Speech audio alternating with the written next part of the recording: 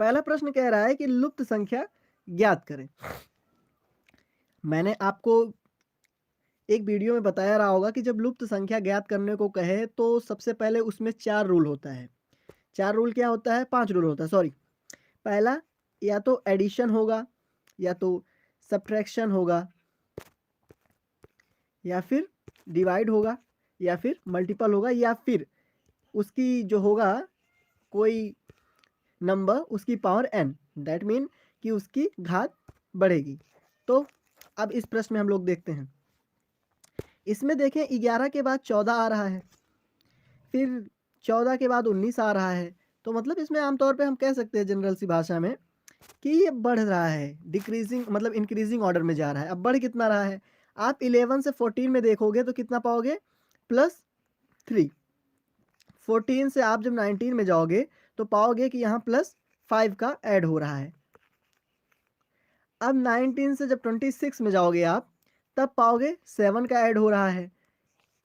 26 से आप 35 में जाओगे तो क्या पाओगे? 11 का सॉरी, जब आप 26 से आप 35 में जाओगे तो देखोगे आप 9 का ऐड हो रहा है। क्यों? 26 में 9 ऐड करोगे तब भी। फिर उसके बाद अब इसमें अगली डिजिट पूछा है, तो इसमें विषम संख्या पूछी, देख रहे होंगे आप, विषम संख्या बढ़ रही है। पहले 3 बढ़ रहा है, फिर 5 आ रहा है विषम संख्या है, 5 बाद 7 विषम संख्या है, 7 बाद 9 विषम संख्या है, 9 के बाद कौन सी अगली विषम संख्या है? वो 11 है। तो आप 35 में 11 ऐड कर दीजिए, ठीक? जो आएगा वही हमारा आंसर होगा। हम 35 में 11 ऐड करते हैं, ऐड करें, 5 में 1 ऐड करोगे 6 आएगा, 3 में 1 ऐड करोगे 4 आएगा, मतलब 46 हमारा सही आंसर हो जाएगा। अब 46 ऑप्शन नंबर बी में है, तो ऑप्शन नंबर बी हमारा सही आंसर होगा। आई होप आपको वीडियो समझ में मत आ रही हो। अगले प्रश्न पे आते हैं। एक ये भी अच्छे तरह का प्रश्न है, आपके चाहे जीडी का दे रहे होंगे, चाहे फिर आप कांस्टेबल का दे रहे होंगे, या फिर यूपीएसआई का दे रहे होंगे, उसके लिए भी ये इंपॉर्टेंट प्रश्न है। अब आप देख रहे होंगे इसमें भी संबंधित व्याख्या करने को बोल रहा है। क्या कह रहा है? संबंधित व्याख्या, मतलब कुछ तो ऐसा इन दोनों में चक्कर जरूर है, इसीलिए वो संबंधित व्याख्या के बारे में जिक्र किया है। अब आप देखें कि ये किस तरह इसमें सेट हो रहा है, ठीक? आमतौर पे आप एक बार बढ़ते हुए क्रम में, घटते हुए क्रम में, सब में देख लें।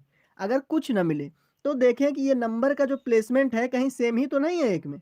तो इसमें आप पाएंगे जो इधर का लेफ्ट में है वो राइट में आ जा रहा है, जो राइट में है वो लेफ्ट में चला जा रहा है।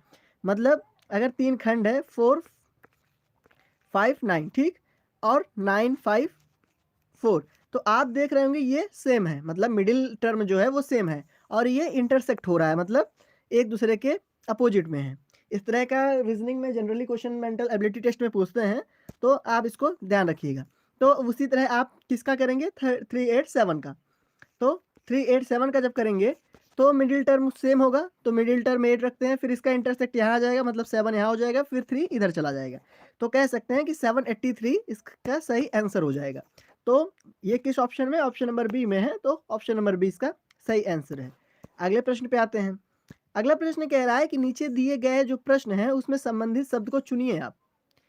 मतलब अब जो नीचे शब्द आपको प्रदान किया गया है उसमें आपको संबंध मतलब दर्शाना है।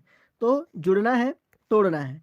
जुड़ना और तोड़ना एक दूसरे के विपरीत है। आप अब भाई ग्रेजुएशन में होगे आप सब, या तो इंटर प्लस होगे तभी एग्जाम देने जा रहे हो, तो आई होप इतना तो समझ में आएगा ही ना। तो ये विपरीत है। तो अब अगला जो दे रखा है वो विवाह है। विवाह का क्या होता है? किसी की शादी होती है तो किसी की शादी टूटती है, जो शादी को टूटती है उसको किस नाम से जाना जाता है? तो उसको तलाक के नाम से जाना जाता है। मतलब यार इंडिया कितना आगे बढ़ रहा है नहीं, पर इन्वेस्ट कहाँ करूं? इंडेक्स म्यूचुअल फंड से शुरू कर, इंडिया बढ़ेगा, सेंसेक्स उठेगा और साथ में ऑप्शन नंबर सी इसका सही आंसर है। अगले प्रश्न पे आते हैं। अगला प्रश्न कह रहा है कौन सा शब्द अन्य शब्दों से अलग है? तो इनमें कौन सा शब्द अन्य शब्दों से अलग है? Pencil, paper, pen, crayon. Crayon एक कलर होता है। आप देखेंगे कि जो पेंसिल, पेन है और क्रेयॉन है, ये तीनों लिखने के लिए यूज होते हैं, लिखने के लिए या फिर ड्राइंग के लिए, लेख हेतु यूज करते हैं या फिर ड्रॉ करने के लिए। लेकिन जो पेपर है वो इन तीनों से अलग है, तो इसका ऑप्शन नंबर बी सही आंसर हो जाएगा। अगले प्रश्न पे आते हैं। अगला प्रश्न क्या कह रहा है? अगला प्रश्न कह रहा है कि निम्नलिखित में से कौन सा वेन आरेख, जो वेन आरेख आपको दिया है ABCD में, उसमें से राजस्थान, भारत, एशिया, इन तीनों के बीच को संबंध को दर्शा रहा है। तो आप पाएंगे जो एशिया है ये एक महाद्वीप है, जो भारत है वो एशिया का एक देश है, और जो राजस्थान है ये भारत का एक राज्य है। तो पहले सबसे पहले एशिया, एशिया के अंदर भारत आ सकता है, भारत के अंदर राजस्थान आता है। तो ये जो जिसमें डायग्राम बना होगा ये इसका सही आंसर हो जाएगा। तो ये बी में है, तो मतलब बी इसका सही आंसर हो जाएगा।